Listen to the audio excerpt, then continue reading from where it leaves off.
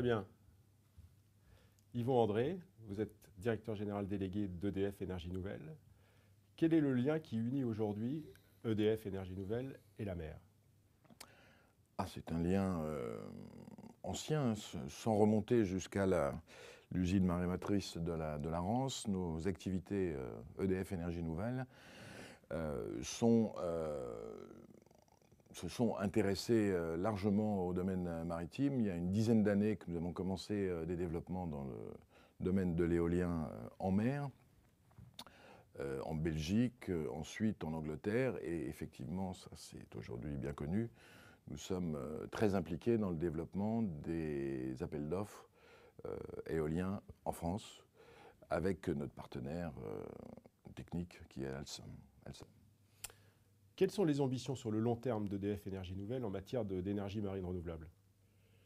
Écoutez, il faut distinguer les choses. Je pense que l'éolien, les énergies maritimes renouvelables sont aujourd'hui de deux ordres. Vous avez une énergie qui nous paraît mature, qui est l'éolien dit posé. Je parlais de la turbine, je veux parler de la turbine Alstom, qui a des caractéristiques techniques qui nous ont beaucoup intéressés depuis le début et qui sera, je pense, un outil formidable pour développer cette activité-là. Parallèlement à ça, vous avez des énergies, et c'est le propre du développement, des énergies qui sont moins matures, qui sont également intéressantes d'un point de vue, capacité à installer, qui sont les hydroliennes, et puis l'éolien flottant, sur lesquels nous travaillons beaucoup. On a aussi des travaux en cours sur l'énergie de la houle. Et quelque part, un jour, on s'intéressera vraisemblablement à l'énergie thermique de la mer. Donc voilà, c'est des champs d'investigation qui sont très intéressants, pour lesquels il faut pas aller plus vite plus vite que la musique, si je puis dire. Il y a des choses à développer, à étudier, d'où d'ailleurs l'appel à manifestation d'intérêt sur les hydroliennes pour des sites pilotes. Il faut démontrer qu'on produit bien du kilowattheure et surtout à un prix raisonnable. Donc ça, ce sont les énergies marines du futur. Aujourd'hui, on est effectivement assez concentré sur l'éolien imposé, puisque l'actualité oblige. Il y a des appels d'offres qui sont en cours et qui sortent d'ailleurs, sur lesquels nous allons faire des réponses avant la fin du mois.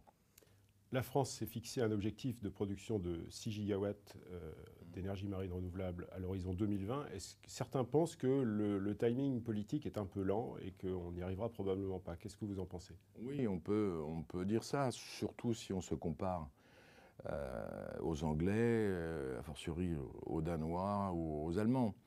Mais est-ce réellement un handicap?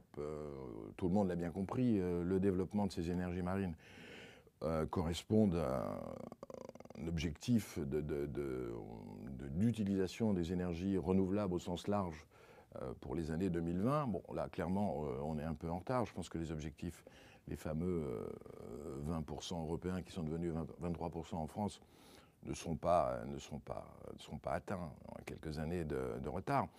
Mais l'important, et précisément dans l'éolien offshore, c'est aussi de se lancer dans une filière industrielle en France sur un produit bien étudié. Voilà, c'est ce qu'on fait avec Alstom. Ça prend un peu de temps. Je ne pense pas que de ce point de vue-là, nous soyons vraiment en retard. EDF Énergie Nouvelle a-t-elle des ambitions en matière d'export dans le domaine des énergies marines renouvelables? D'une façon générale, je pense que 85% de notre chiffre d'affaires aujourd'hui est fait à l'international. Nous sommes très présents sur 17-18 pays, avec une forte présence en Amérique du Nord, sur l'ensemble des filières qui nous intéressent, c'est-à-dire l'éolien, qu'il soit onshore ou offshore, le photovoltaïque, la biomasse, on est partout là où on peut effectivement développer les énergies renouvelables. Bon, quant à l'offshore, il est aujourd'hui essentiellement européen, n'allons pas douter. D'ailleurs, au passage, les 6000 mégawatts dont on parle sont relativement, c'est pas très important par rapport au programme anglais, allemand et autres. On parle de 40 gigawatts à l'échéance 2030 en Europe. Nous, on a un programme de 6000 mégawatts, donc ce n'est pas exceptionnel. Ce n'est pas seulement parce que le potentiel éolien français est inférieur à ce qu'il est en Angleterre ou en Allemagne, mais c'est une bonne base comment dirais-je, pour développer la technologie française.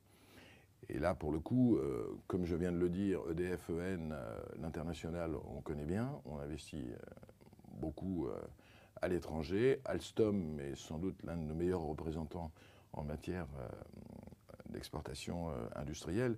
Donc je pense qu'on va effectivement se développer ailleurs qu'en France. Alors, EDF Énergie Nouvelle sera présent les 3 et 4 décembre à Montpellier et 7 pour les 9e assises de l'économie maritime, qui sont devenus un rendez-vous apparemment assez incontournable, y compris pour les politiques. Un conseil interministériel de la mer doit d'ailleurs se tenir juste avant le début des assises. Qu'est-ce que EDF-EN attend d'un tel événement? D'abord, c'est un rendez-vous qu'on connaît bien.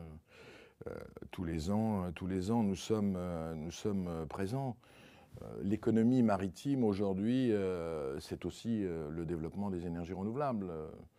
Pour fréquenter un certain nombre de ports en France, on voit bien l'intérêt majeur à la réalisation de cette filière industrielle via les différents ports concernés. Donc ça, c'est un sujet qui sera, à mon avis, de plus en plus important au niveau des assises telles qu'elles sont conçues cette année. J'ajouterais que cette année, l'actualité est très chaude sur le sujet. Vous avez sur l'appel d'offres au 1 des débats publics qui se sont terminés, la fin de la période dite de levée des risques où les différents investisseurs s'engagent plus avant. Nous avons fin novembre une réponse à faire et je vous confirme au passage que EDF-EN sera présent sur les réponses au 2e appel d'offres, sur les 2 sites qui sont présentés.